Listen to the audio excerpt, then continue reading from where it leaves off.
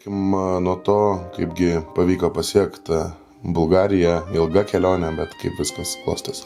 Kelionė ilga, kaip ir sakėjai, bet viskas pakankamai sklandžiai, labai gerai tą tarp skrydžių laiką praleidome visa komanda realiai praleidome laiką lounge, tai pailsėjom, nepervargom, gal vienintelis nesklandumas, tai lagaminų laukimas atvykus į Sofiją, bet manau, kad nuotaikos nesugadino ir viskas pakankamai gerai vyko. Rytoj Juventus pradės pasirodymą atrankoje, pirmasis varžovas iš Suomijos, Karho klubas. Ką galėtum pasakyti apie jį, kokios šios komandos stipriosios pusės, kokio žaidimų iš jo galėtumėm laukti ir ką reiks padaryti, kad juos nugalėtų? Nuoseklumas. Klubas labai nuosekliai 2-3 metus dirba su to pačiu treneriu, tą patį stilių demonstruoja, greita, intensyvi komanda, žaidžianti su labai daug greitų atakų, tritaškių metimų, turi savo koncepciją, jos labai gerai laikosi. Yra prisitreniravę, žaidė tik 3 draugiškas rungtynės iki Čempionų lygos atrankos, bet tikrai atrodo disciplinuoti ir intensyvus varžovas, geras varžovas, pasitikrinti savo jėgas ir aišku, norim ir ruošiamės parodyti savo gerą krepšinį, kiek galima šitoje sezono stadijoje ir norim pergalės, kosim dėl pergalės.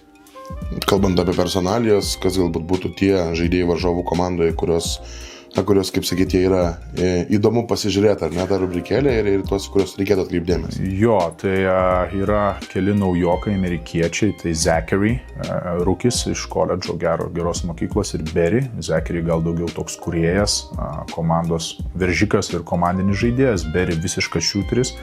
Per iki sezoninės rungtynės po 10 tritaškių išmesdavo, tai tokie 2 perimetro žaidėjai, kurie tikrai daro rungtynes, iš tikrųjų turi daug metikų, numeris 25 Koivunenas, numeris 8 Achanenas, turi tų žaidėjų, kurie tikrai iš perimetro gali padaryti didelių problemų, jeigu tu jų neįvertinsi ir neprižiūrėsi.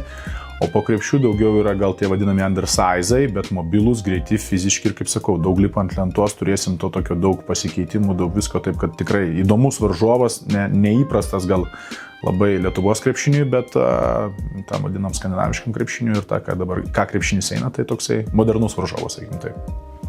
Kalbant apie mus pačius, visas pasiruošimas, 6 berods draugiškos rungtynės, buvo ir tų permainų jau ankstyvų, ar ne, atvyko ir Paulius, ir Ivanas prisijungė vėliau, tas pats Malikas Johnsonas.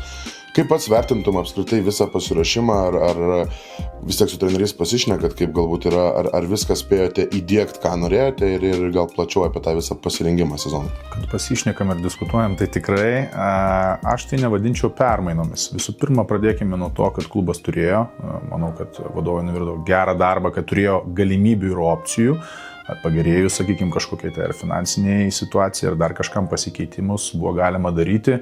Sureagavom gana greitai, atsivežėm žmonės, kurių kaip ir norėjom, tai esam patenkinti. Aišku, kaip ir tam studentui vienos nakties visą laiką trūksta, ne visi suvažiavo laiku, Malikas truputėlį vėlavo dėl tam tikrų techninių dalykų, Paulius atvažiavo ten iki rungtynių diena, Ivanas iš viso tiesiai rungtynės atskrido su Ryga, tai turėjom nuo pirmadienio, sakykime taip, jau tą visą komandą, Lukas Vasirgo po Lions rungtynių, tai turėjom tą visą komandą nuo pirmadienio, turėjom 3 geras treniruotės Utenoje, čia turėsim treniruotę ir, kaip sakau, bandysim šitam sezono etapui rodyti geriausią, kokybiškiausią krepšinį, kokį galim. Palinkės. Malonu.